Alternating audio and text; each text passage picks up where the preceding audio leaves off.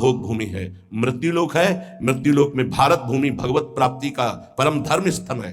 जैसे गंगा यमुना सरस्वती का समागम, तीर्थराज प्रयाग एक स्थान है अपना, उसका महत्व है। ऐसे पूरे विश्व में भारत का महत्व है। यहां भगवत प्राप्ति रूपी महान धर्म की स्थापना भगवान ने की है। ये वो भूमि है। इस भूमि में वास करने वाले के ऊपर भागवतिक शासन है, धर्म शास्त्र का। आप यहां परस्पर व्यभिचार नहीं कर सकते, जो हमारे शास्त्र मर्यादा है उसके विरुद्ध आचरण नहीं। स्त्री मात्रे मातृ बुद्धि आदेश कर रहे हैं, संपूर्ण स्त्रियों में मातृ बुद्धि। देखो गांव में हमने देखा है, छोटी छोटी जो बालिकाएं 10-11 से, तो सब उनके चरण छूने की भावना, घर के जन भी, अरे तू तो कन्या है, देवी है। जैसे वो पिता के चरण छूने के लिए चले, ला इधर पैर ला, हम गांव की बात करें, ऐसे चले तो दुर्गा है, कन्या है, देवी है, ऐसी भावना है। नवरात्रि में पवाया जाता है ना आराधना करके, तो उनके प्रति वही बुद्धि रखो जो नवरात्रि में बुद्धि रखते हो कि ये तो सब नवीन अवस्था की बच्चियां दुर्गा स्वरूप है, देवी स्वरूप है। तो वैसे ही स्त्री मातृ बुद्धि, ये सब जगदम्बा है, हमारी श्री जी की निज सखियां हैं।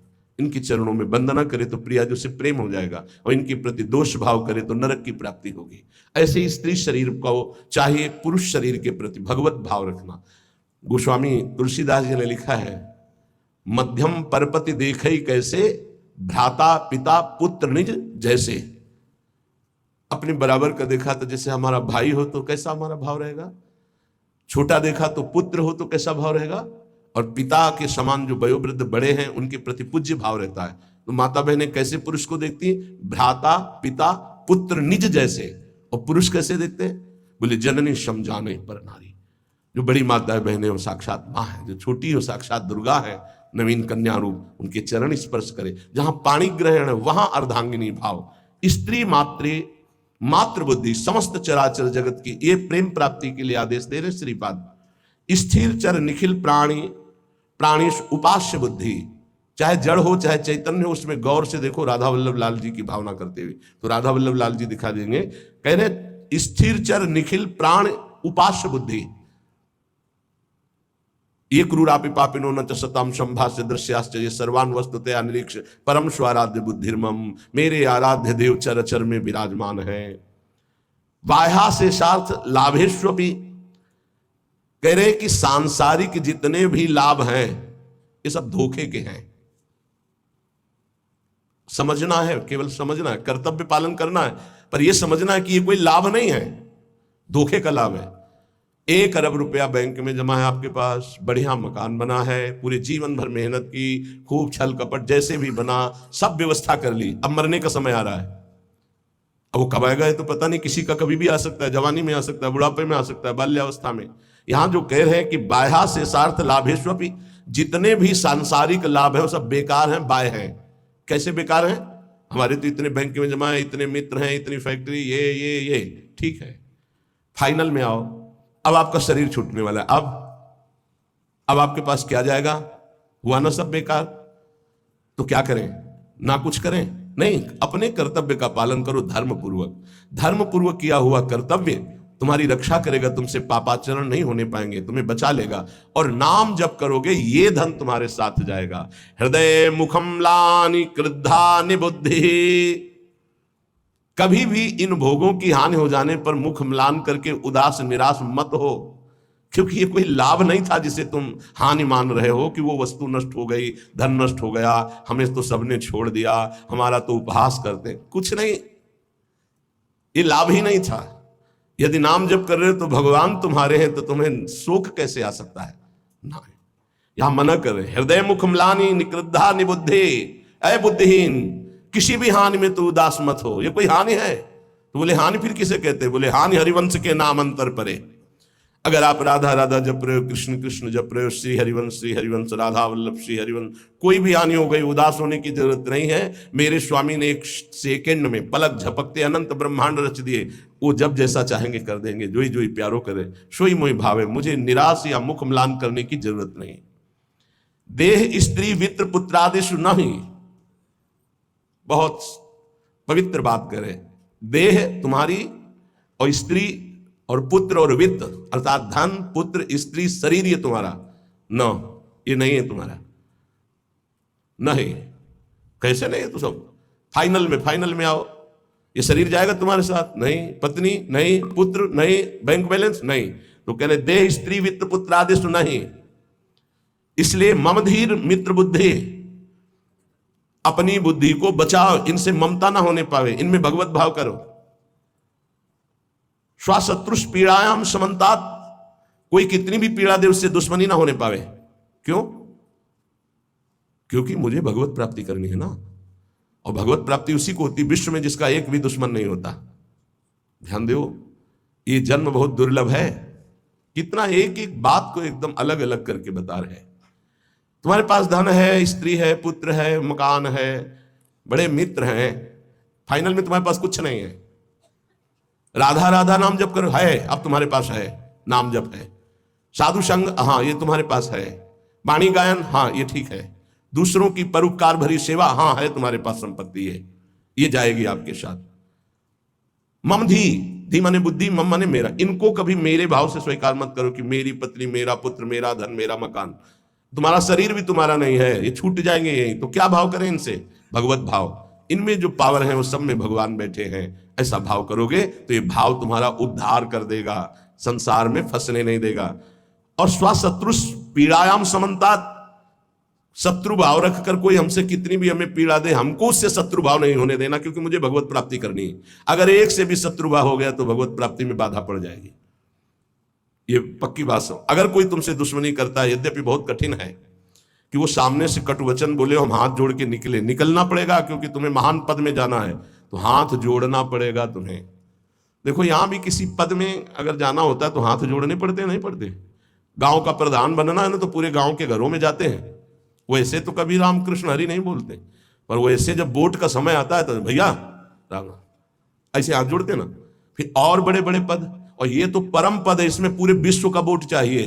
हरिवंश नाम लीन जे अजात शत्रुते सदा, प्रपंच दंभ आदि दे तहां कछु न पेखे। सेवक जी महाराज कह रहे हैं, अगर भगवत प्राप्ति करनी है तो पूरे विश्व में कोई भी एक शत्रु नहीं, शत्रु पैदा ही नहीं हुआ।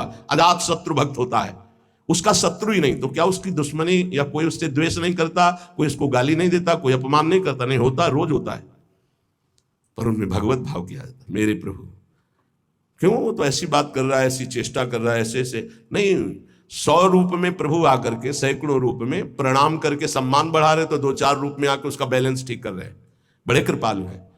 अगर आपको गुस्सा आ गया तो आपने प्रणाम का भोग स्वीकार किया है, तो फिर आपका परमार्थ रुक जाएगा। क्या बात है, कितना सुंदर भजन है, कितना इनका यश है, कितनी कीर्ति। एक तो ये हुआ, और दूसरा ये हुआ गाली गलौज अपमान, ऐसी मुद्राएं जो क्रोध भरी, जो द्वेष भरी। तो ये ना जाए कि गाली गलौज करने लगे, लड़ने लगे, आपका परमार्थ रुक जाएगा। वो चाहते ही हैं माया के पार्षद कि आप थोड़ा बोलिए, आप थोड़ा लड़िए उनसे। नहीं लड़ना, क्या करना है? और हाथ जोड़ के सर झुका के निकलना है। कल कुछ प्रेमी जन आए हुए थे संत वेश, तो उन्होंने कहा कि यदि हमारे गुरु को कोई निंदा करता है तो फिर हम उसके साथ क्या व्यवहार करें? आप कहते हैं सब में भगवत भाव करो, क्या उसमें भी भगवत भाव करें? तो देखो ईमानदारी से देखो, तो क्या उसमें भगवान नहीं है क्या? आप ना तो नहीं कर सकते ना। जब सर्वम खलमिदम ब्रह्म, जब वासुदेवा सर्वम, तो उसमें भी तो है। हमको क्या करना है? पहले उसमें भगवत भाव करना, अपने को सोचना है कि मेरी गुरु निष्ठा की यहाँ परीक्षा ली जा रही, मेरे गुरुदेव की अवहेलना और निंदात्मक वचन बोल करके भगवान मेरी गुरु निष्ठा की परीक्षा ले रहे हैं। जैसे पार्वती जी के पास सप्तऋषियों को भेजा था, ऐसे मेरे पास इस निंदक को भेजा है। तो निंदक को प्रणाम किया और दूरी बना लिया, और अंदर से प्रसन्न रहे कि हे गुरुदेव, आपकी निष्ठा में कोई फर्क नहीं पड़ेगा, आप परीक्षा लेके देख लो। वो गुरुदेव का भेजा हुआ परीक्षक है हमारा, वो गुरुदेव का निंदक नहीं है। जैसे सप्तऋषियों को महादेव जी ने भेजा पार्वती जी के पास, अरे मुंडों की माला धारण करते हैं, चिता की भस्म लगाते हो, इसके लिए तुम तपस्या कर रहे हो ना? उनके घर है ना द्वार है, बरगद के पेड़ के नीचे रहते हैं, अरे उदासीन रहते हैं, ऐसे दूल्हे की क्या जरूरत? दूल्हा दिलाए हम वैकुंठनाथ, जहाँ बड़े बड़े पार्षद भगवान की सेवा में लगे हुए लक्ष्मी जी चरण चाप रहे। पार्वती जी को गुस्सा आया था क्या? नहीं। उन्होंने कहा कि आप बढ़िया उपदेश कर रहे हैं, माना कि महादेव अवगुण भवन, माना आपकी बात, विष्णु सकल गुण खान, ये भी माना, लेकिन जाकर मन जैसन रमे ते ही सन। हमने तो वर्ण कर लिया है भगवान शिव को, कोटि जन्म लगर हमारी बरों शंभुनता, रहो को क्या निष्ठा माता जी ने प्रकट की। मैंने तो वर्ण, आप जो कह रहे हो ठीक है, ऐसे ही होना चाहिए गुरु निष्ठा कि आप जो कह रहे हो आपकी बुद्धि, मेरे तो पर ब्रह्म है अंदर, उससे बोलना नहीं, अंदर मेरे तो पर ब्रह्म परमात्मा है यार। फिर हम ना उसकी बात सुनते हैं, ना उसकी तरफ देखते हैं, ना उससे द्वेष करते हैं। स्वशत्रुष पीड़ायाम समन्तात सुखमती रमितानंद वृंदावनेस्तु। मैं सर्वदा सुख मगन रहूंगा, किसी से द्वेष नहीं करूंगा, किसी से अपनापन नहीं करूंगा, और वृंदावन का आश्रय लेकर प्रिया प्रीतम के प्रेम में मगन रहूंगा। जिसे प्रेम प्राप्ति करनी है, जो श्रीपाद प्रबोधानंद जी कह रहे हैं, एक बहुत बड़े महापुरुष कह रहे हैं कि नंबर 1, ये इस बात सहने के लिए निरंतर नाम जप चाहिए। जो अभी तक आपने सुना, मोक्ष कड़वा लगने लगे, समस्त इंद्रियों भोग नरक के समान लगने लगे, समस्त भोगों में विष दिखाई देने लगे कि ये तो पूरे तीनों शरीरों को नष्ट करने वाला है, गंदा करने वाला है, और हृदय से हमारे कि इंद्रियों का जो विलास है ये तो नरक तुल्य है ही, लेकिन सिद्धियां भी ये माया का जाल है। नहीं चाहिए मुझे कोई सिद्धि, मुझे भगवत प्रेम चाहिए। भगवत प्रेम प्राप्त करने के लिए समस्त संसार की स्त्री शरीरों में जगदम्बा बुद्धि होना अनिवार्य है, और समस्त स्थिर और चेतन जड़ चेतन में भगवत बुद्धि होना अनिवार्य है। अपना शरीर, अपनी पत्नी, अपना पुत्र, अपना धन, अपना मकान, ये अपना नहीं है, अंतिम में छूट जाएगा, ये वैराग्य बुद्धि होना अनिवार्य है। फिर भगवत भाव का प्रादुर्भाव तभी होता है जब पूरे संसार में किसी से भी हमारी दुश्मनी ना हो। अब ये सब कैसे होगा? तो बोले नंबर 1, निरंतर जो नाम जप करता हुआ मालिक से प्रार्थना करता रहता है। मालिक कौन? अपने इष्ट से, कि हे प्रभु मुझे ऐसी सामर्थ्य दो कि कोई भी विषय मुझे परास्त न कर पावे, और पूरे संसार में मेरा किसी से भी द्वेष न हो। अद्वेष्टा सर्वभूतानाम, गीता जी भी कह रही, अद्वेष्टा सर्वभूतानाम, किसी भी भूत प्राणी के प्रति हमारा द्वेष दोष भाव ना हो। पहला, निरंतर नाम जप और प्रभु से प्रार्थना। इसमें लिखा है मालिक से प्रार्थना, अपने स्वामी श्री हरि से, इष्ट से प्रार्थना कि मुझे ऐसी सामर्थ्य। प्रार्थना में बहुत सामर्थ्य है। अरे बहुत सावधानी की जरूरत है। किसी के प्रति जरा सा भी दोष चिंतन, जो भजन जिनका एक तार चलता है, बड़ी बाधा खड़ी हो जाती है। श्री रूप गोस्वामी जी लीला चिंतन कर रहे हैं, उसमें दिखाई दिया कि प्रियाजू पुष्प चयन कर रहे, ये पुष्प, तो लालजू गोदी में उठा लिए, प्रियाजू ऐसे पुष्प का गुच्छा ले रहे, एक हाथ से डाल पकड़े हुए। लालजू ने देखा कि सुरक्षित डाल पकड़े प्रियाजू नजदीक की छोटी कुंज में, तो छोड़ दिया, तो प्रियाजू ऐसे और लालजू आनंदित हो रहे हैं। तो पूज्य श्री रूप गोस्वामी को भी हंसी आ गई कि लालजू को ऐसा विनोद सूझा। इस समय अत्यंत सुकुमार प्रियाजू डरप रही हैं। फिर लालजू ने अपनी गोद में ले लिया, फिर उनका शमन हुआ। जिस समय वो हंस रहे थे उस समय एक संत जा रहे थे जो लंगड़ा के चलते थे ऐसे ऐसे, और वो ऐसे अर्ध निमीलित नेत्रों में ऐसे हंस रहे थे ऐसे। उनको दृष्टि गई कि अरे भगवान ने मुझे लंगड़ा बनाया है तो हंस रहे हैं, हम तो समझ रहे थे बहुत बड़े महापुरुष हैं और ये हमारी हंसी कर रहे हैं, ऐसा कैसे हो सकता है? हाँ ना, हमारा प्रारब्ध भोग है ना, हमारा पैर ऐसा है इसलिए हंसी का पात्र में। बड़े अंदर से दुखी हो गए, चले गए, लीला बंद हो गई उनकी। अब आप बताओ, उन्होंने सोचा नहीं, देखा नहीं, वो तो प्रिया प्रीतम को देख रहे थे। बड़े विकल हुए जब लीला बंद हो गई, तो फिर पूज्य श्री सनातन गोस्वामी से चर्चा की, क्योंकि दोनों महापुरुष की हमारी लीला बंद हो गई। तो उनका एक ही उपाय, वैष्णव अपराध बन गया। वो वैष्णव अपराध, किसी वैष्णव को अभद्र बोले या दुख पहुंचाए, ऐसा संभव ही नहीं। महाप्रभु चैतन्य देव की कृपा से ऐसा संभव ही नहीं है। कैसे ऐसे? उनका है तो वैष्णव अपराध। अब ये विचार हुआ कि कैसे जाना जाए, कि किससे अपराध बना, कैसे जाना जाए? जब किया ही नहीं प्रकट में तो जाना कैसे जाए? बोले कोई वैष्णव दुखी हो गया है तो वैष्णव सेवा की जाए, आसपास के जितने संत सबको निमंत्रण दिया जाए, पता चल जाएगा, सबकी जूठन पाई जाएगी, तो शायद पुनः अपराध कोई हुआ हो जाने अनजाने में तो उसका मार्जन हो जाएगा। ऐसा हुआ, आसपास के सब संतों को निमंत्रण दिया गया। वैष्णव जे भी उनके पास निमंत्रण गया तो नाराज होके बोले, पहले तो उपहास करके हंसी उड़ाते हैं, फिर निमंत्रण देते हैं, हमें नहीं जाना। तुरंत सूचना है कि वो नाराज है। अरे तुरंत गए पूज्य श्री रूप गोस्वामी जी और कहा, प्रभु कब हमने आपका उपहास किया? तो उनका, आप प्रभु प्रभु आप कर रहे हो, उस दिन हम जा रहे थे और जैसे हमारा भगवान ने पैर ऐसा कर दिया तो झटका मार के चलते हैं तो आप हंस रहे थे। तो उनका, मुझे तो याद ही नहीं कि आप कब निकले और हम कब हंसे। तो उन्होंने समय बताया कि अमुक दिन उस समय। अच्छा। तो उनका प्रभु ऐसे बतानी नहीं चाहिए, पर आप नाराज हैं इसलिए बता रहा हूं। प्रभु उस समय हम लीला देख रहे थे।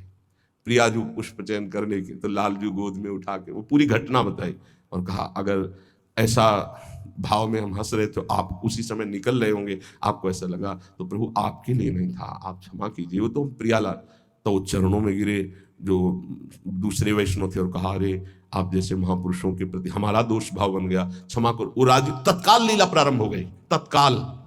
अब आप विचार करो, जब दोष नहीं है वैष्णव दुखी हो गए तो लीला रुक गई। फिर अगर केवल स्वीकृति की हाँ ये गलत है, वो गलत कर रहे तो भी हाँ गलत है, नहीं, और भगवान की लीला भगवान जाने। नहीं, आप बताओ कि ये गलत है कि सही, नहीं तो हम कोई जज है क्या? जिनके सारे हम चल रहे उनके सारे वो चल रहे, उनसे पूछो जाके, चले जाओ राधा राधा राधा। कभी किसी का फाइनल करने के नहीं, तस्मात् शास्त्रम तो तुम्हारा। ये बहुत सूक्ष्म विषय है, इसलिए वर्णन किया, बहुत सूक्ष्म विषय है, बहुत सावधान।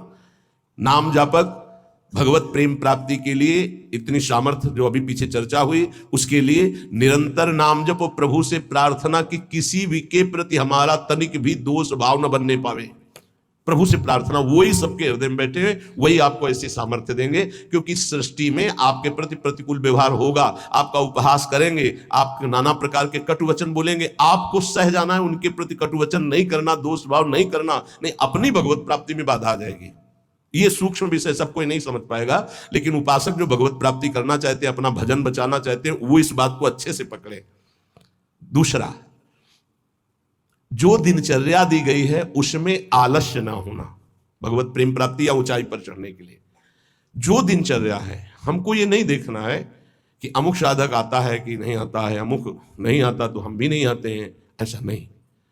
अमुक की त्रुटि है, उसका सुधार करना चाहे तो कर सकता है, लेकिन आप सुधरे हुए हो तो आपको अच्छे आचरणों का अनुकरण करना है।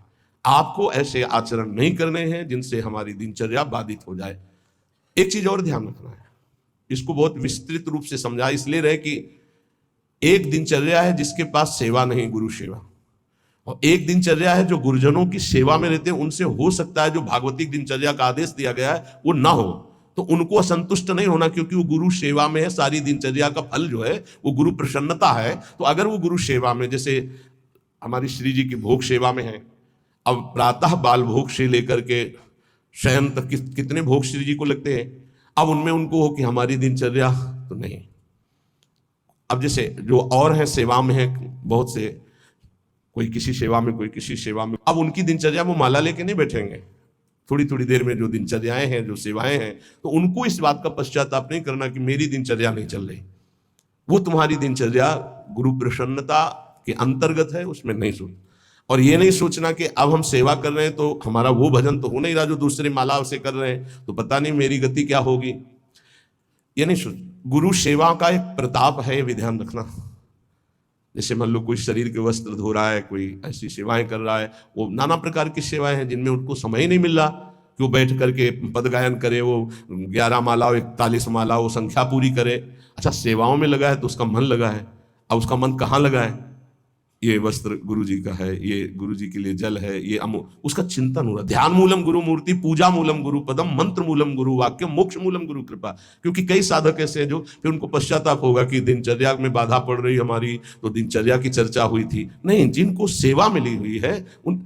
एक बार भगवान शंकराचार्य जी से कई शिष्यों ने कहा कि एक ये ब्रह्म सूत्र है, इसकी व्याख्या सुनना चाहते। तो उनकी शरीर सेवा में स्नान के बाद जो वस्त्र लंगोटी आदि प्रक्षालन करना है, वो त्रोटकाचार्य जी रहते थे। तो उन्होंने कहा त्रोटक को आ जाने दिए। तो उन्होंने कहा प्रभु वो तो कभी व्याकरण नहीं पढ़े, कभी शास्त्र, जब गायन स्वाध्याय होता है तो कभी बैठते नहीं हो, तो शरीर सेवा में ही लगे रहते। मतलब ज्ञान की चर्चा थी ना, तो शरीर को, गुरु के शरीर को वो साधारण शरीर समझ रहे थे। उनका अच्छा ऐसी बात है, आ जाने दो उसको। जब आ गए तो बोले खड़े हो, इस ब्रह्म सूत्र की व्याख्या करके बताओ। तो जो पढ़ने लिखने से नहीं आता, गुरु कृपा से आता है। तत्काल संस्कृत का प्रादुर्भाव हुआ और वैदिक सिद्धांतों का प्रवचन, सब दंग रह गए। तो उनका गुरु की लंगोटी ढोने वाले को साधारण समझते हो क्या? साधारण नहीं होता गुरु की लंगोटी धोने वाला, वस्त्र धोने वाला। असाधारण कृपा से सौभाग्य मिलता है, असाधारण कृपा से। तो जिनकी जो दिनचर्या ऐसी है कि उनको फुर्सत ही नहीं है, तो उनको कभी नहीं सोचना कि इतने बजे इतने बजे इतने, उनकी दिनचर्या है। तो ये चीजें ध्यान रखना है उपासक को। प्रमाद में हमें दिनचर्या में बाधा नहीं पहुंचानी। प्रमाद युक्त हमारी दिनचर्या नहीं होनी चाहिए। यदि गुरु सेवा, इष्ट सेवा में हमारी जो गुरु की अन्य साधकों के प्रति बताई हुई दिनचर्या उसमें बाधा पड़ती है तो वो बाधा नहीं मानी जाएगी आपकी।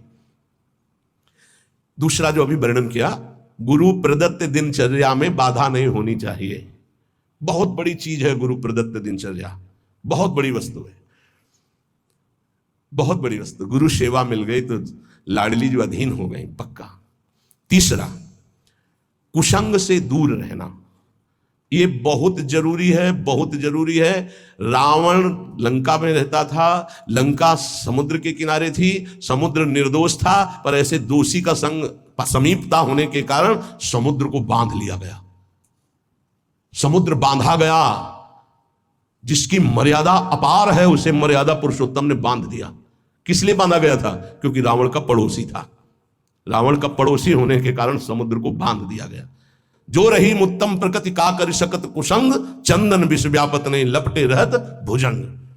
अच्छा, जब कोई गलत करता है तो वो चार से थोड़ी कहता है कि मैं गलत करता हूं, नहीं, वो सही और कुबुद्धि को वो ही सही दिखाई देता है, गलत सही दिखाई देता है और वो परमार्थ से भ्रष्ट हो जाता है। इसलिए कुसंग से बहुत दूर रहना चाहिए। सत्संग और कुसंग का कैसे पहचान करोगे कि हमारा कुसंग हो रहा है, हमारा सत्संग हो रहा है या कुसंग हो रहा है, कैसे पहचान करोगे? तो संतों ने कहा है, जाके संग कुमति मति उपजय करत भजन में भंग, जिससे देह भाव पुष्ट होने लगे, भगवत भाव नष्ट होने लगे, वैराग्य भाव नष्ट होने लगे, राग पुष्ट होने लगे, भजन छूटने लगे, संसार अच्छा लगने लगे, नाम छूटने लगे और ध्यान अच्छा लगने लगे, गुरु से अश्रद्धा हो जाए, भक्ति से अश्रद्धा हो जाए, ये कुसंग का फल होता है। अच्छा, कुसंग का फल जब आपके ऊपर चढ़ेगा तो आपको नहीं लगेगा मैं कुसंग कर रहा हूं, नहीं तो ठीक हो जाओगे। सामने से महापुरुषों को लगेगा कुसंग कर रहा है, और वो जब कहते हैं तो उनको चिड़चिड़ाहट होती, मैं कहां कुसंग कर रहा हूं। नहीं नहीं, क्योंकि कुमति कभी स्वीकार नहीं करती कि मैं कुमति हूं, अगर स्वीकार कर ले तो सुमति आ जाए। कुसंग से बचना चाहिए। पहला है निरंतर नाम जप करते हुए भगवान से प्रार्थना करना कि कभी किसी के प्रति हमारा दोष दर्शन न हो, शत्रुता का भाव न हो। दूसरा, गुरु प्रदत्त दिनचर्या का पालन करना, आलस्य बिल्कुल ना आने देना। तीसरा, कुसंग से बचना। और चौथा, उन ग्रंथों से, उन प्रवचनों से, उन किस्से कहानियों से, उन चित्रों से बचना चाहिए जिनसे हमारा भगवत भाव नष्ट होता है। जैसे कल एक प्रसंग में प्रश्नकर्ता कह रहे थे कि हमको उपदेश मिला है कहीं से, बस श्वासों के आने जाने पर ध्यान दो, बस इसी से परम पद मिल जाए। यार श्वासें तो वैसे ही चल रही हैं, आने जाने के ध्यान का मतलब क्या रहा? श्वासों के आने जाने का ध्यान दो कि खाली तो नहीं जा रहे हैं। हर में राधा वल्लभ से हरिवंश राधा राधा राधा। जैसे कल आपसे कहा था, नाम रूप लीला धाम से हटा दे वो कुसंग होता है। वो बेचारा, पर हमका थोड़ी श्रद्धा है हमारे प्रति। बोले श्रद्धा ही तो लाई है आपके पास, तो हमका आज से राधा राधा नाम जप कर और प्रभु का जो रूप ध्यान में तुम्हारे प्रिय लगे, राम रूप, कृष्ण रूप, हरि रूप, जो भी, तुरंत ध्यान कर, उनके ध्यान में लग। ये बिहारी जो राधा रमन, जो राधा वल्लभ, जो साक्षात भगवत प्राप्ति के लिए ही तो विग्रह रूप धारण करके प्रकाशित हो रहे। कभी कभी जिसे हम सत्संग समझते हैं वो कुसंग बन जाता है। इसको ध्यान से सुनना। इसीलिए रोज सत्संग में घुमा के आ जाती है बात कि इष्ट मिले और मन मिले, मिले भजन रस रीति। अरे भगवान शिव नाम जप करते हैं, सनकादि नाम जप करते हैं, वो परमात्मा निराकार है, साकार है, सगुण है, निर्विशेष, पूरा का पूरा आपको समझ में आ जाएगा। फिर उनको समझाया कि गुरुदेव साकार है कि निराकार, जो उपदेश किए थे। बोले साकार है। प्रणाम करते हो? हाँ। माला पहनाते हो? हाँ। तो गुरुदेव की पूजा हुई कि नहीं? बोले हाँ हुई। तो उनका गुरुदेव मूर्त है कि अमूर्त? बोले मूर्त। तो उनका मूर्ति पूजा हुई कि नहीं? बोले हाँ हुई। तो हमको फिर काहे परेशान हो? समझे में नहीं आता है। अरे भाई, बहुत संभल के, बहुत संभल के। शास्त्रों में जो लिखा उसको समझना के लिए बहुत पवित्र बुद्धि चाहिए। परमात्मा निराकार भी है। कैसे निराकार है? देखो, आकार खंबे का इसमें है कि नहीं? और जब भावना किया प्रहलाद जी ने कि है, तो निकल पड़ा ना नरसिंह रूप में, तो है ना साकार। वो निराकार रूप से सब जगह हो, पुकारो तो साकार रूप होकर अभी दिखाई दे। वो साकार भी है और निराकार भी है। यहां जल है, इस वायुमंडल में जल है। देखो बोला कहां गीला हुआ। और एक मशीन है, जो उसको ऑन करके रखो तो एक कमरे में 3.5 लीटर 4 लीटर पानी 4-5 घंटे में निकल जाता है, और कमरे में कहीं बूंद नहीं है। मतलब जल है, वाणी है। वाणी का मतलब आकाश शब्द है, वायु है, अग्नि तत्व है, इन सब कुछ विराजमान है। लेकिन निराकार दिखाई दे रहा है ना? कहां दिखाई दे रहा है? सब साकार रूप में आ जाता है। वही साकार है, वही निराकार, कुछ अंतर नहीं। सबके हृदय में आकार ये देखो बाहर और अंदर बैठा हुआ है निराकार, और पुकारो तो आकार रूप के लेके आ जाएगा राम, तो मर्यादा पुरुषोत्तम कमल नयन रूप धर करके वही आ जाए। वही रूप है, वही अरूप है, कोई अंतर नहीं। सब ज्ञान हो जाता है नाम जप से, सब ज्ञान। पर बचो ऐसे उपदेश से जिससे भजन ही ना हो पावे। ऐसी ग्रंथ हैं ऐसे, जैसे भगवान श्री कृष्णचंद्र जी ने गीता जो लिखी है, आप भगवान की वाणी को अपने भावना के अनुसार समझ लिए, लेकिन संपूर्णतया तो भगवान ही समझावे तो समझ पाओगे ना। सोई जाने जे देव जनाई। निंदा स्तुति के विषय नहीं है, पर यह बात है कि पूज्य श्री स्वामी राम सुखदास जी महाराज इतनी सरल भाषा में गीता जी का स्वरूप प्रकाशित किया कि मुझे लगता है कि अपने जैसे मंद बुद्धि वालों को भी भगवान की दिव्य वाणी समझ में आए। स्वामी जी का अवतार इसी बात के लिए हुआ था, गीता जी के लिए, श्री स्वामी राम सुखदास जी, कि साधारण से साधारण आदमी गीता के गूढ़ शब्द को, राष्ट्र को जान जाए। इतना बड़ा विस्तार से अमृत दे दिया गीता जी के भाव का। और ज्ञानदेव जी महाराज, एकनाथ जी महाराज, आद्य गुरु भगवान शंकराचार्य, जो बहुत से बड़े बड़े महापुरुषों ने गीता जी की टीका, हमें लगता है वो इन महापुरुषों की टीका के बाद अब हमको और कौन सा ज्ञान जानना बाकी रहेगा। एक बार एक सेवक वाणी श्री दामोदर दास सेवक जी की, नए नए हम थे तो हमको किसी ने दिया था कि पढ़ना। महाराज जी को हमारा ये काम था गुरु जी से जांच करवाए बिना हम किसी, क्योंकि पता है कि जिस विषय के हमें तो हमारे प्रमाण लग, तो उनका महाराज जी वाणी जी प्राप्त हुई, वो किसी और। महाराज जी ने जो देखा ऐसे वाणी ली, अब किसी की भी लिखी हुई ऐसे लो, और तुरंत ऐसे फूल में लपेटा, बोले जाओ यमुना जी पधरा के आओ। और फिर ये वाणी आजीवन के लिए वो बस्ता में बंदी, लेकिन यही ये टीका जो लिखी हुई है ये पास गुरुदेव से, इसीलिए हम जितने भी साधक अपने, हमारे गुरुदेव ने जो पास किया है अर्थ, ये पूज्य श्री आचार्य चरण का, बस कोई भी हो गुरु से जो पास, बस वही। तो ये ध्यान रखना कि महापुरुषों ने जो टीका की है वो ऐसे अर्थ नहीं लिखा है। गुरुजनों की दृष्टि बहुत पैनी होती है, अपने बच्चे को कैसे बचाते हैं। ये उन ग्रंथों का अर्थ नहीं पढ़ना, जिनको ब्रह्म प्राप्त भगवत प्रेम प्राप्त महापुरुष प्रमाणित नहीं करते, उन ग्रंथों को नहीं पढ़ना बहुत ही भटकाव है। आपको सच्ची बता दें, वाणी जी को अपने अनुकूल करके अर्थ किया जाता है। वो महापुरुष जो क्षमता को प्राप्त है, चाहे गीता हो चाहे भागवत हो, हमारा किसी से अपनेपन वाला बात की बात नहीं कह रहा हूं। आज तक पूज्य श्री हनुमान प्रसाद पोद्दार जी महाराज के संपादन के किए हुए वाणी ग्रंथ में एक शब्द पर कभी संशय नहीं हुआ।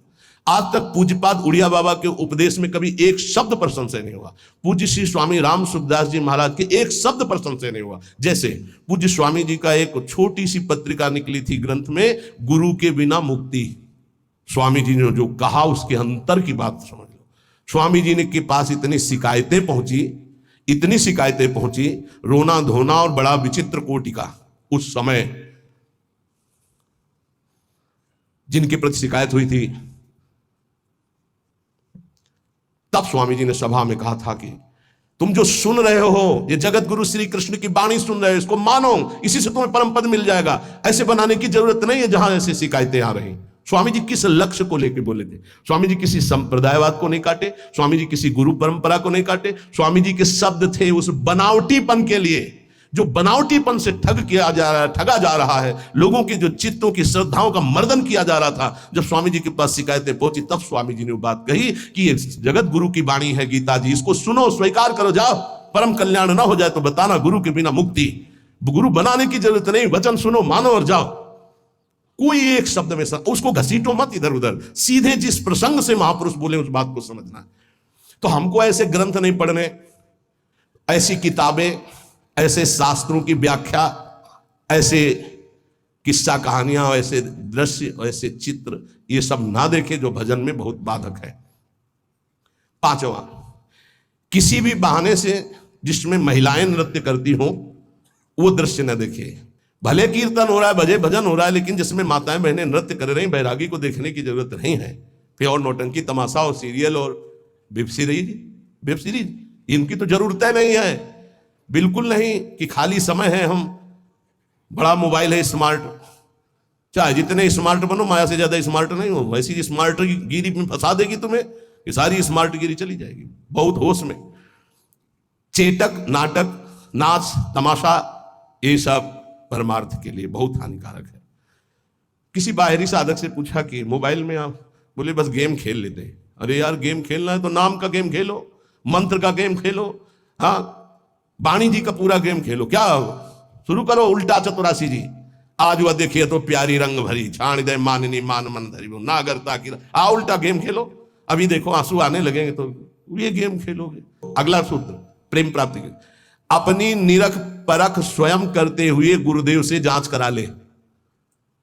अपनी अंतर की वृत्तियों को देख ले, जहां को संशय लगे तो जांच करवा ले कि ये वृत्ति सही है या गलत। जैसे बाहरी लोग आके कराते हैं, अब सबे खड़े ना हो जाए वहां जाके कि एकांतिक तुम वहीं से होने लगे।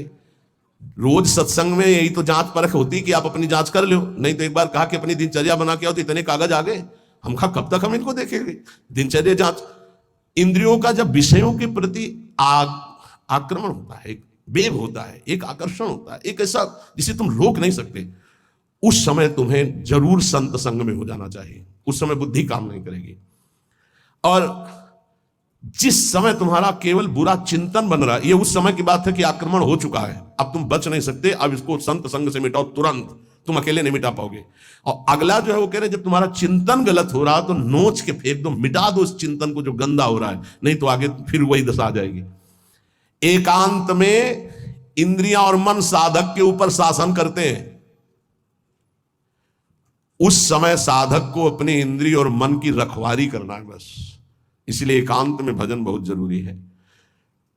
10वां, जैसे परीक्षार्थी परीक्षा की तैयारी करता है, ऐसे परमार्थी द्वंद्वों की तैयारी कर ले। मान अपमान, निंदा स्तुति, लाभ हानि, सुख दुख, ये आने वाले हैं, तुम्हें समान रहना है। तैयारी करो परीक्षा की। और ये परीक्षा जब होती तब आप समझ नहीं पाते कि आपकी परीक्षा हो रही है, और समझने नहीं दिया जाएगा परीक्षा हो रही। कम से कम परीक्षा में तो बताया जाता है कि कल से पेपर शुरू है, सावधान, तैयारी कर लो। अपने यहां परीक्षा बताई ही नहीं जाती, बाहर निकले से शुरू हो गई परीक्षा। अब तुम्हारे दिमाग में नहीं कि परीक्षा है, तो तुम उससे लड़ पड़े, फेल हो गए, नंबर कट गए। बिल्कुल हर समय कभी भी कहीं भी परीक्षा हो रही। ये बहुत बड़े महापुरुष हैं, कह रहे हैं कि जैसे परीक्षार्थी को अपनी परीक्षा की तैयारी करनी होती है, ऐसे परमार्थी को अपनी परीक्षा की तैयारी करनी। क्या? स्तुति, निंदा, मान अपमान, लाभ हानि, शत्रुता मित्र, ये द्वंद्व आएंगे, आपको उत्तर देना इनका, तभी आपकी द्वंद्वातीत अवस्था आएगी। तैयार रहो, रोने की जरूरत नहीं, उसने हमको ऐसा कह दिया, उसने ऐसा किया, उसने। तैयार रहो, परीक्षा हो रही। पर उस समय याद नहीं रहता कि परीक्षा हो रही, और जिसको याद रहता है बच के निकल जाता है। बड़े बड़े महापुरुषों को ये परीक्षा देनी पड़ती है, बड़े बड़े महापुरुषों को, ये मत समझो। हाँ, ये द्वंद्व आएंगे, आपको इनकी परीक्षा देनी, परमार्थी हो। और 11वां, इतना भजन कर लो कि तुम्हारे हृदय में मौत का डर खत्म हो जाए, मृत्यु का डर खत्म हो जाए। 2 प्रकार का डर होता है, एक विचार डर होता है और एक होता है सहज डर। सहज डर सबको होता है। सहज डर जैसे अपने लोग सत्संग में एकदम कोई चीख दे, एकदम ऐसे हो, इसे सहज डर कहते हैं। ये बड़े बड़े ज्ञानियों को, जीवन मुक्तों को भी होता है, पक्का होता है। जैसे अभी कोई कीक एकदम निकले तो एकदम ऐसे हो जाएंगे, अरे सुरक्षित हो, कोई ऐसा, पर ये सहज डर है। और एक होता है विचार डर। भक्तों में, ज्ञानी महापुरुषों में विचार डर नहीं होता। यही बात जो यहां लिखी है, एक बार स्वामी मग्नानंद सरस्वती जी सेनपुर में बट वृक्ष के नीचे कर रहे थे, तो एक विरक्त महात्मा आए थे, ज्ञानी। उनका स्वामी जी सहज डर कैसे हो सकता है, जब सहज स्वरूप में रहता है, ज्ञानी देह भाव में रहता है, तो सहज डर कैसे हो सकता है? हम आपकी बात नहीं मानते। विचार डर तो होता ही नहीं, लेकिन सहज डर भी नहीं होता। कोई संसारी आदमी वो देह भाव से ऊपर उठे। महात्मा को चौकी लगाओ, वो बड़े सिद्ध पुरुष थे, बड़े, देखो जो भगवत प्राप्त होते बड़े मस्त रहते हैं, बड़े मौजे, उनको किसी की परवाह नहीं होती। एक मस्ती, ऊंची चौकी में बैठा ला, तो उनका कह रहे नहीं महाराज आप नीचे बैठे हैं। बोले आप इतना सुंदर ज्ञान की बात कहे, आपको चौकी ना मिले, विराजो। बैठ गए चौकी। और उनको क्या पता कि सिद्ध महापुरुष लीला हो रही है। तो जो शुरू किए, तो जो गीद है या जैसे चील है, ये बड़े पक्षी होते हैं, तो एक चील ऐसे बैठा बरगद की सूखी डाल पे, वो खर खर खर ऐसे करती, जो ऐसे आए वैसे हुए, चौकी के नीचे गिरे, चौकी ऐसे हुई ऐसे गिरे। अरे भाई चौकी संभालो संभालो, बैठो बैठो महाराज। ये कौन सा डर था? बम तो नहीं गिरा ना, अच्छा डार गिर रही तो कोई बहुत बड़ी तो गिर नहीं हो, आप देहातीत महापुरुष, डर कौन सा था? हंस दिए। उन्होंने कहा अच्छा अच्छा अच्छा अच्छा, अच्छे तो थे। उन्होंने कहा अच्छा अच्छा, परीक्षा हो गई। बोले इसे सहज डर कहते हैं, ये सबके ऊपर होता है। सहज डर सबको होता है, पक्का सहज डर। अचानक कोई आवाज हुई, सबको पता है, तो वो एकदम डर जाता है। वो डर डर नहीं है, वो सहज डर है। और एक है विचार डर।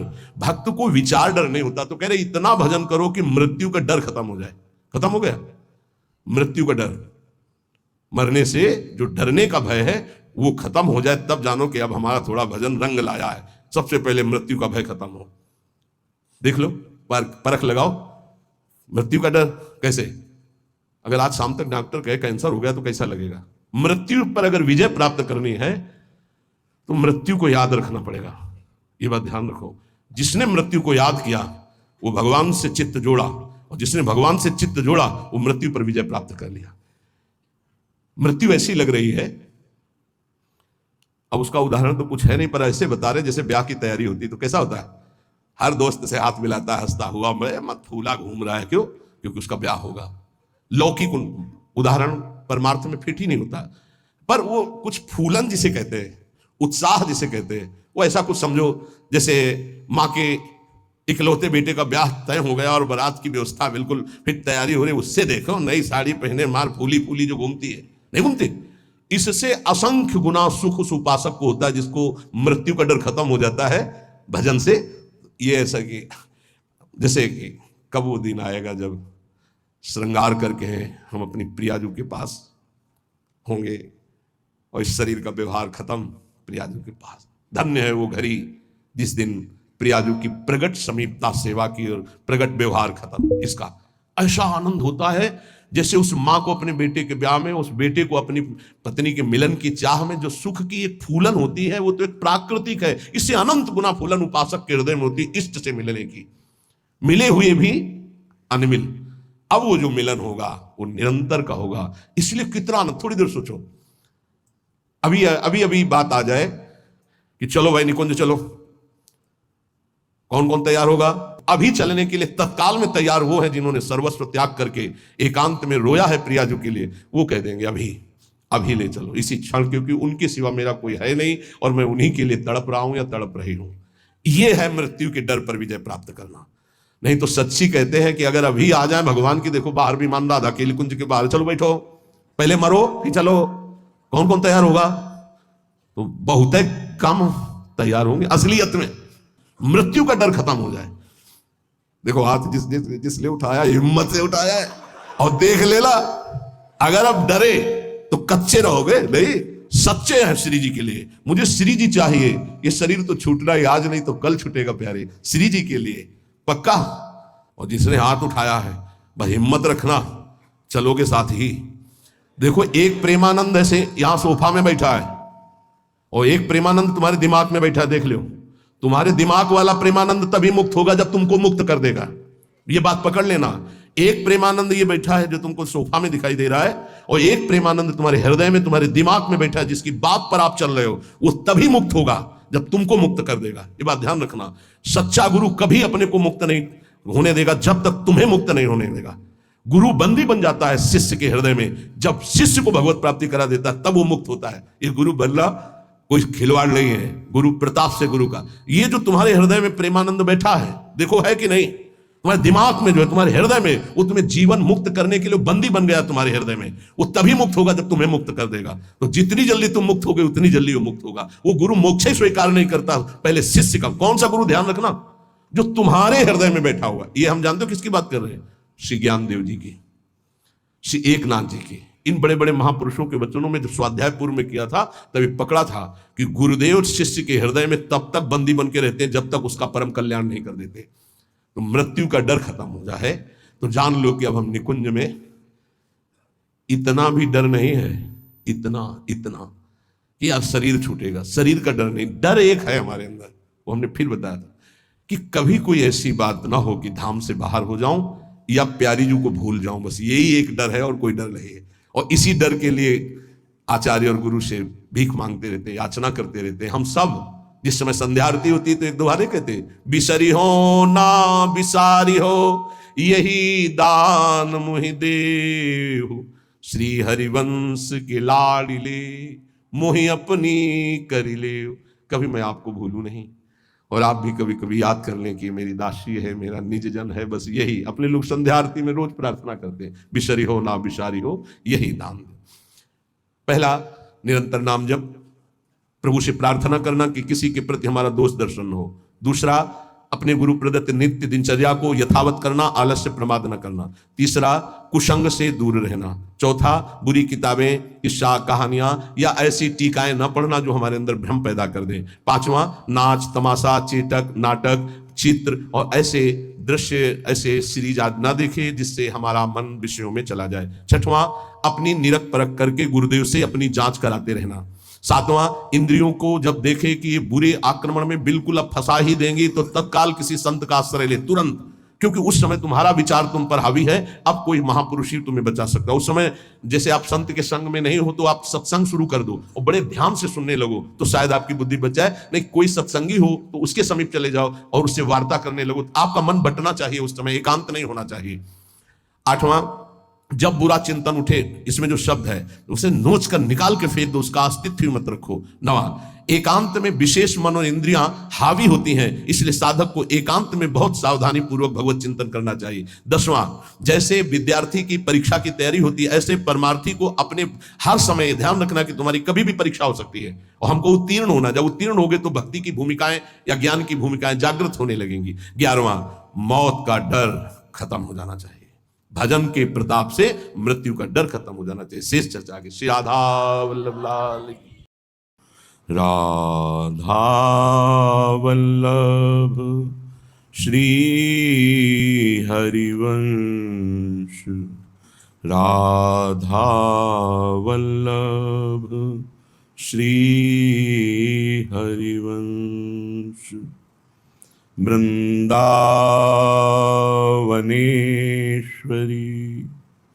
तवैव पदार विंदम, प्रेमामृतैक मकरंद रसौघ पूर्णम, हृद्यर्पितं मधुपते स्मरतापमुग्रम, निर्वापयत् परम शीतलमाश्रयामि,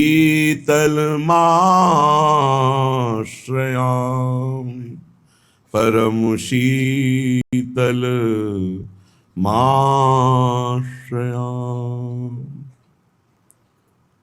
शास्त्र शिरोमणि श्याम को कहें वेद इतिहास, सो निज हरि श्री मुख कहें मैं राधे को दास। समस्त शास्त्रों में शिरोमणि हैं, वेद इतिहास पुराण, ये सब जिनका यश नेति नेति कह के वर्णन करते हैं, वह स्वयं श्री हरि अपने श्री मुख से कहते हैं कि मैं श्री राधा किशोरी का दास हूं। सो हरि श्री मुख कहत मैं राधे को दास। इसलिए उनके अहोभाग्य हैं जिनको राधा नाम पर विश्वास हो गया है। राधा राधा रटी कहे रसना राधा नाम, राधा प्रेम स्वरूपिणी, राधा सब पूरन काम। धन्य है वो रसना जो हर समय राधा राधा ऐसा रटन करती है। धन्य है वो मुख जो हर समय कहता रहता है राधा राधा राधा। ये समस्त कामनाओं को पूर्ण करने वाला राधा नाम है, ये प्रेम प्रकाशित करने वाला राधा नाम है। हृदय में अद्भुत प्रेम, समस्त कामनाओं की शांत अवस्था, अर्थात कोई कामना नहीं।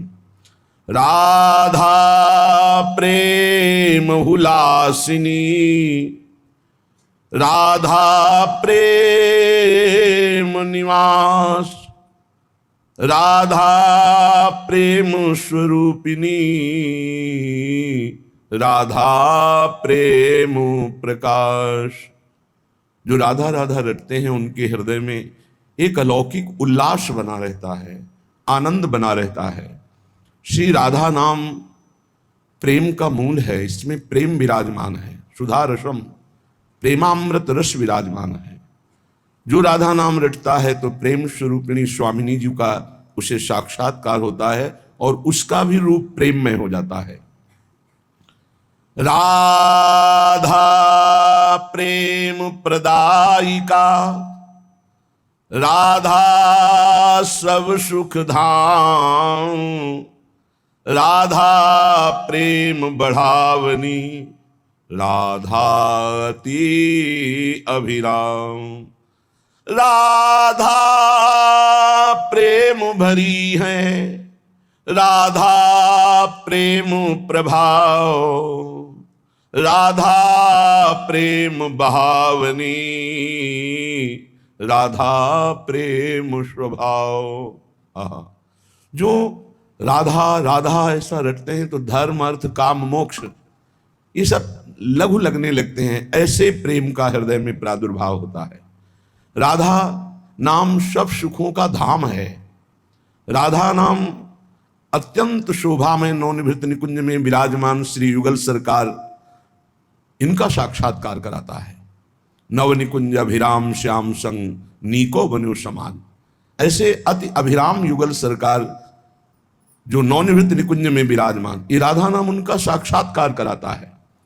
राधा नाम का ऐसा प्रभाव है कि राधा नाम जापक का स्वभाव, किशोरी जी का जो स्वभाव है वही उतरता है। कृपालुता, दयालुता, उदारता, किंचन मात्र कहीं क्रोधादि दोषों का स्पर्श नहीं, ऐसी अद्भुत राधा नाम की महिमा है। जो श्री लाडली जी के चरणों का आश्रय ले लेता है उसे किसी अन्य साधन की आवश्यकता नहीं होती। साधन धर्मन भटकना अंत न पावे कोई, श्यामाजू की कृपा से जो कछ होए सो होए। उपासक के हृदय में बस अपने आराध्य देव का नाम, उनकी सेवा, उनका लीला गायन, उनका चिंतन, इसके सिवा अन्य कोई साधन, ये भटकना मिट जाता है। बस एक निश्चिंतता आ जाती है, अब जो कुछ होगा सब श्यामाजू की कृपा से हो जाएगा पक्का। करुणा सागरी लाडली कृपा करो अपनाए, बल बुद्धि कछु है नहीं ना कोई चलत उपाय। उपासक की बस ऐसी स्थिति होती है कि वो अपने आराध्य देव श्री लाडली जी उन्हीं से प्रार्थना करता है। अब आपको जो करना है सो करो लाडली जी, ना मेरे में बुद्धि है, न तपस्या है, न साधना बल है, न मेरे में कोई उपाय है कि मैं आपको प्राप्त कर पाऊं। जब अपने अंदर देखता हूं तो मान बड़ाई ईर्ष्या हर्ष शोक दुखदाय, मेरी चतुर शिरोमणि लाडली इन सो ले वो बचाए। मेरे में इतनी बुद्धि नहीं, इतनी साधना नहीं कि मैं इन दोषों से बच जाऊं।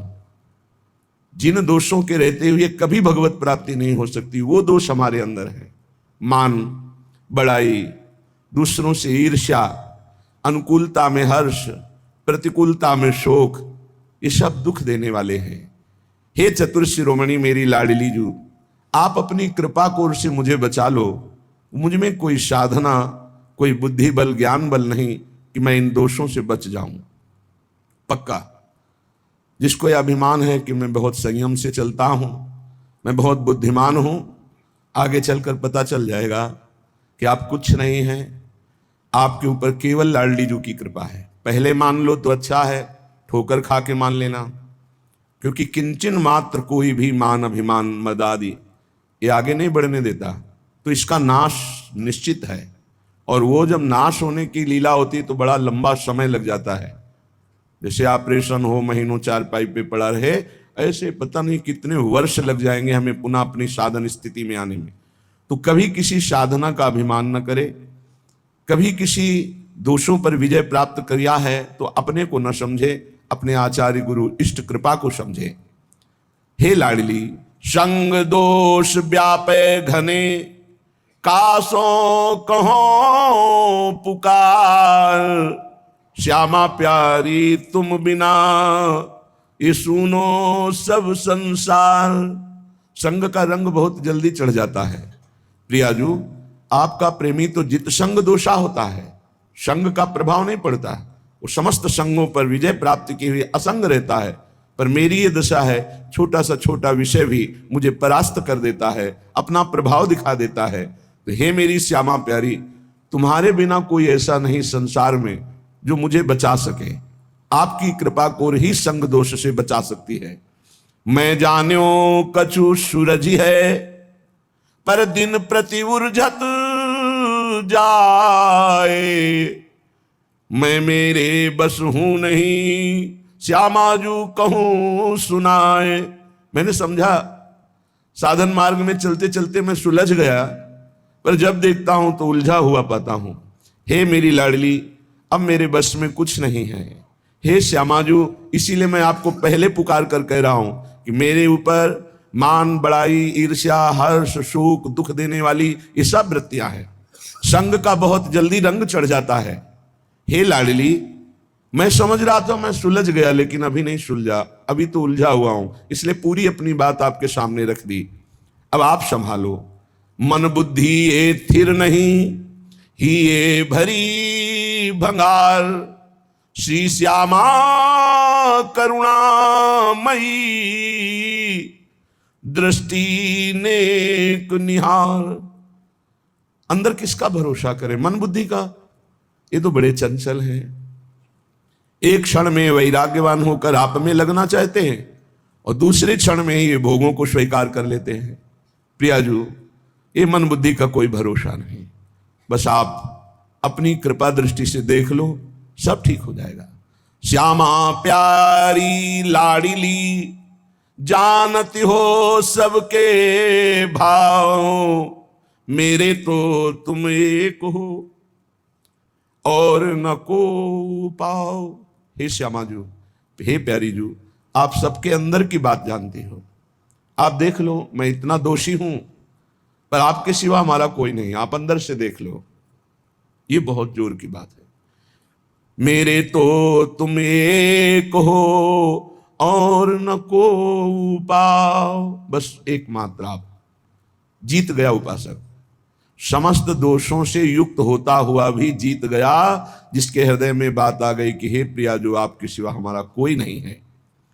जो अपने अवगुण कहो, पाऊं और न छोड़, अंतर की सब जानती, श्यामा प्यारी कहो का सो निहोर। प्रियाजू, यदि मैं अपनी अवगुणों की गाथा सुनाने लगूं तो आर पार नहीं हो सकता कि बस इतने अवगुण हैं और छोर ही नहीं, बहुत है, अपार है। पर स्वामिनी, आप अंतर की बात जानती हो, इसलिए मैं आपके भरोसे में हूं, तो आपको कृपा करनी ही पड़ेगी। आपके सिवा हमारा कोई साधन बल नहीं है, कोई बुद्धि बल नहीं है, कोई तपस्या बल नहीं, आप ही मेरा बल हो। राधा प्यारी स्वामिनी, तो आप कहेंगे निर्दोष होकर क्या पाना चाहते हो, हमारी कृपा दृष्टि से क्या पाना चाहते हो? तो कह रहे, राधा प्यारी स्वामिनी, निज सहचरी समुदाय, अली माधुरी आपके चरण परी बिल लाए। स्वामिनी, आप अपनी सखियों के बीच में मुझे रख लीजिए, बस निज सहचरी स्वरूप प्रदान करके अपनी सखियों के बीच में रख लीजिए, फिर हमको कोई परास्त नहीं कर पाएगा। यह हम विलाप करते हुए आपके चरणों में दैन्य भाव से प्रार्थना करते हैं। काम क्रोध लोभादि सब ये भूत लगे चहुर, इनसे मोहि निकारिये श्यामा प्यारी, तो सो कहो निहोर। प्रार्थना करके कह रहा हूं, मैं कभी काम विजयी नहीं हो सकता, क्रोध विजयी नहीं हो सकता, लोभ विजयी नहीं हो सकता। ये काम क्रोध लोभ चारों तरफ से हमें घेरे हुए हैं। हे श्यामा जी, कृपा करके आप अपनी प्रेम दृष्टि प्रदान कीजिए, जिससे काम भाव नष्ट हो जाए। मैं नाची बहु जगत में, हे माया नचाई बहु, अब तो प्यारी मेरी स्वामिनी, ले वो खैची अपनी ओर। बहुत नचा लिया इस माया जादूगरनी ने, हमें बहुत नचाया, कभी काम में, कभी क्रोध में, कभी लोभ में, कभी मोह में। स्वामिनी अब तो अपनी ओर खींच लो। कब तक इस नार की दुर्गति में मुझे पड़े देख करके आप मुस्कुराती रहोगी? अब तो करुणा करो, खींच लो, मेरी दुर्दशा देखकर अपनी ओर खींच लो। श्यामा जो तुम्हारे मिलन को साधन नाही एक, बस इतना ही कह सकता हूं। जय हो प्यारी मेरी स्वामिनी, ओ गुण गने नैक। अपार दोष है, बस इतना ही हम आपसे कह सकते हैं कि आपकी जय हो, आपकी जय हो, क्योंकि आप इतना देखते हुए कि ये दुष्ट नीच हमारे विरुद्ध चल रहा है, फिर भी आप हमारा त्याग नहीं करती, आप स्वीकार किए हुए एक भी दोष नहीं मान रही। बस इसी बात पर हमारी विजय है कि हम आपकी जय जय कहते हैं।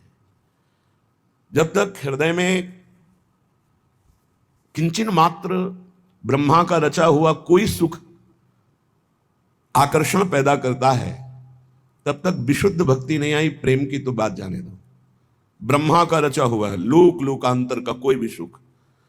जब विशुद्ध भक्ति अर्थात भगवत प्राप्ति की लगन लगती है, तो ब्रह्मादिक के भोग शब्द विषम लागत ताई, नारायण ब्रज चंद की लगन लगी है जाई।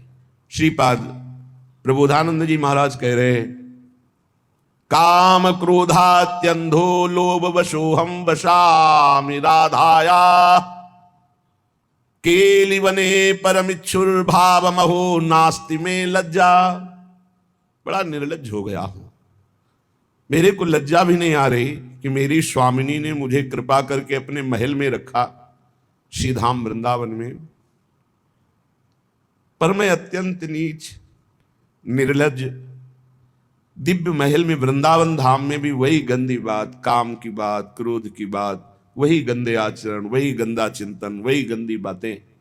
प्रियाजू, वशामी राधाया, जहां श्री जी विराजमान हो वहां मुझे वास मिला, यही विराजमान है, और मैं नीच काम क्रोध आदि से अंधा होकर मनमानी आचरण कर रहा हूं, मुझे लज्जा भी नहीं आती। प्रज्वालयति समस्त देहम कामाग्निना प्रमोहयति, दृष्ट्वैव ये नवतरुणी कुतस्तर्हि स्वार्थ सिद्धिम प्रत्याशा। कहां स्वार्थ या परमार्थ की सिद्धि हो सकती है? जिसके हृदय में ये दुष्ट भाव, काम भाव, जिसका हृदय सर्वांग जलता रहता है इस काम भोग की वासना से, जो केवल दृष्टि से यही देखता रहता है कौन से शरीर का कैसे सेवन करूं, उसकी कोई स्वार्थ या परमार्थ की आशा सिद्ध होगी? अर्थात नहीं। कामादि गाढ़ मूढ़ो लिप्सुरहम निगम गुण सद्भावम, वृंदारण्य उषित्वा तत्करुणैकैव तत्र में शरणम। कहां जहां वेदों की भी पहुंच नहीं है, पुराण वेत्ता ब्रह्म ऋषियों की भी पहुंच नहीं है, उसी प्रिया प्रीतम का गूढ़ भाव, और कहां मेरी नीचता कि मैं कामादि दोषों में गाढ़ भाव में डूब रहा हूं। देख लो, ये अंदर की बात है। जब आप अंदर झांक के देखेंगे, कोई न कोई कामना का जाल बुन रहा है मन, कोई न कोई कामना के जाल में बुद्धि फंसा रही है अपने को। कहां वेद और पुराणों से भी गूढ़ रहस्य श्री प्रिया प्रीतम का प्रेम रस, और कहां मैं नीच जो काम आदि दोषों के गाढ़ भाव में डूबा हुआ हूं, क्या मुझे जैसे ऐसे नीच दोषों वाले को करुणा करके श्री धाम वृंदावन स्वीकार करेगा? श्री जी स्वीकार करेंगे? अगर वो स्वीकार कर लेंगी तो मुझे विश्वास है कि मेरी स्थिति बदल जाएगी। कैसी स्थिति हो जाएगी? बोले कृत्वा पाणि तले कपोल मस्कृन नेत्रांबसाम धारया धौतम हा मुरली धरेति करुणम कुर्वन् मुहुः क्रंदनम आसीनो विजने क्वचित् तरुतले वृंदावनान्तः कदा वत्स्याम्ये करसाश्रयः शिथिलितो प्राण स्थिति व्यापृति। प्रिया जी, यदि आप कृपा कर दो तो मुझ जैसे कामी, क्रोधी, लोभी, नीच जो आपके महल में रहने लायक नहीं है, उसकी भी ये स्थिति हो जाए। आप कृपा कर दो, आपके धाम में ऐसी स्थिति निश्चित हो जाए, केवल आपकी कृपा कोर की जरूरत। कैसे?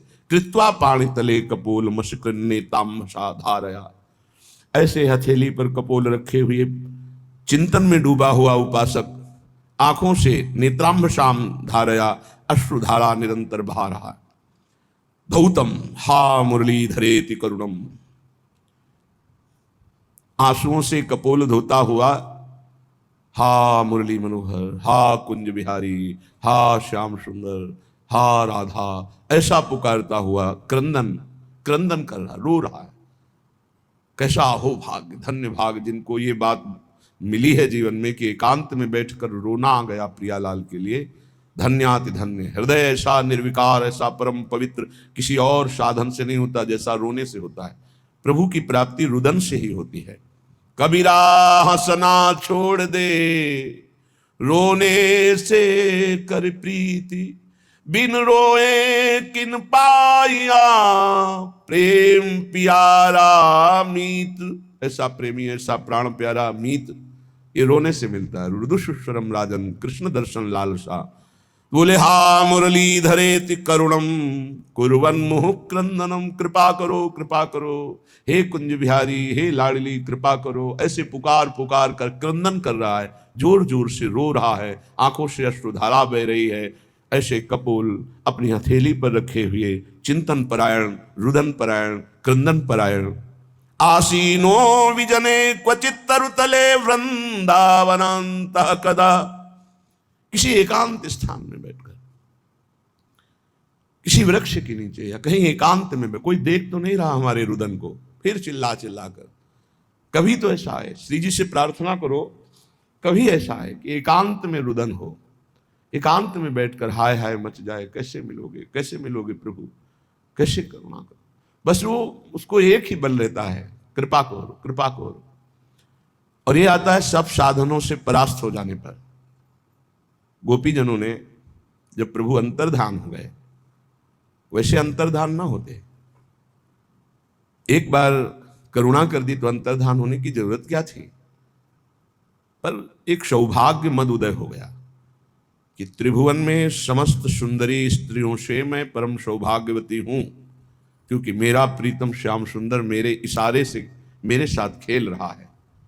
बस ये बात ठीक है, त्रिभुवन में वैसे ही पूज्या हैं ये, वैसे ही सर्ववंदनीय हैं, पर प्रभु को ये बात अच्छी नहीं लगी। जैसे कोई कहे कि मेरे जैसा कोई भजनानंदी त्रिभुवन में नहीं, ये प्रभु को अच्छा नहीं लगेगा। मैं बहुत व्रत वाला, नियम वाला, संयम वाला, ऐसा वैसा, ये सब प्रभु को अच्छा नहीं लगता। इतने सुंदर रास रस से तत्काल प्रभु अंतर्धान हो गए। अब कोई मद तो था नहीं, ये तो एक स्वाभाविक स्थिति आ जाती है। इतना बड़ा आनंद समुद्र हमारे इशारे पे नाच रहा है, फिर आ ही जाएगा। उसी को दूर करने के लिए और गाढ़ प्रेम की अपनी स्मृति कैसे आ गई, प्रेम की ऐसी स्थिति में अपनी स्मृति कैसे आ गई। बस इसी को हटाने के लिए, इसी को गाढ़ करने के लिए अपनी स्मृति का विस्मरण हो जाना। आई भी ऐसे ही थी, अपनी स्मृति छोड़कर केवल प्रीतम की स्मृति में आई थी। आई ब्रजनारी सुनत बंसी रो गृहपति बंधु बिसारे। पर ऐसा रास सुख में एक क्षण के लिए अपनी स्मृति जागृत हुई कि मैं अहोभाग्य, मैं सबसे त्रिभुवन में सौभाग्यशालिनी हूं। ये ठीक नहीं था, प्रभु को हृदय में अच्छा नहीं लगा। जे भी अंतर ध्यान हुए, भारी व्याकुलता, एक एक लता से पूछती, तुलसी जी से पूछती, भूमि से पूछती। जब देखा प्रभु नहीं मिले, तब लीलानुकरण करती है। गिरिराज जी को उठाने की लीला, चुनरी तान करके, एक गोपी भावावेश में, दूसरी को कालिया मर्दन की लीला, कोई कोई विविध प्रकार की लीलाएं। लीलानुकरण करने पर भी प्रभु का साक्षात्कार जब नहीं हुआ तो विवश हो गई। विवश केवल रुदन करता है। अब जब कोई साधन बल नहीं बचा, जब किसी भी तरह से कोई उपाय नहीं बचा, कैसे प्रभु को प्राप्त करूं, और उनके बिना जीवन नहीं, तो रुदु सुस्वरम राजन, कृष्ण दर्शन लाल। फिर हृदय से जो रुदन हुआ, तो प्रभु को कहीं आना जाना थोड़ी था। वहीं तासा महावीर, उन्हीं के बीच में आविर्भाव हो गया। तासा महावीर भूत शौरी स्मय मान मुखाम्बुजा, पीतांबर धरा सृग्वी साक्षात मन